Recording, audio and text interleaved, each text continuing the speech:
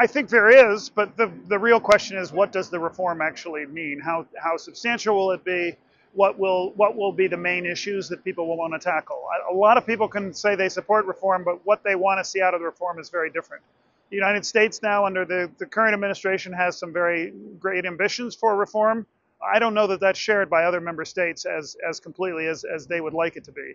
So I think there is an interest in reform, but what it will be and how far it will go is a big question. I would say that yes, it does have that capacity, but it is not allowed to use it in such a way that it can be successful in that sense. I think that there are a number of national agendas at work at the UN that sometimes are conflict with each other, and those agendas hamper what the UN can actually accomplish. I think the alternative is really for nations of the world, and I mean big nations, small nations, to realize there isn't an alternative. In other words, that the UN is the tool we have. We just have to be able to give it enough political support, enough financial support to do its job and to successfully represent global aspirations. Well, I think there's two levels. One is the Secretary General has announced a fairly comprehensive reform initiative. It is important, it is vital, but it's not enough.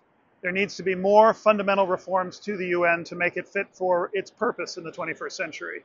I think the other thing is providing that political coherence to support the UN politically on the world stage in the conflicts that matter.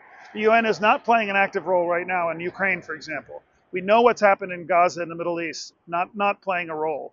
Those are not decisions the UN has made itself. Those are decisions that political leaders around the world have said, we're going to sideline the UN. The UN's not going to be part of those peace processes. That should change, because that's the only way you're going to get success in finding peace in those conflicts.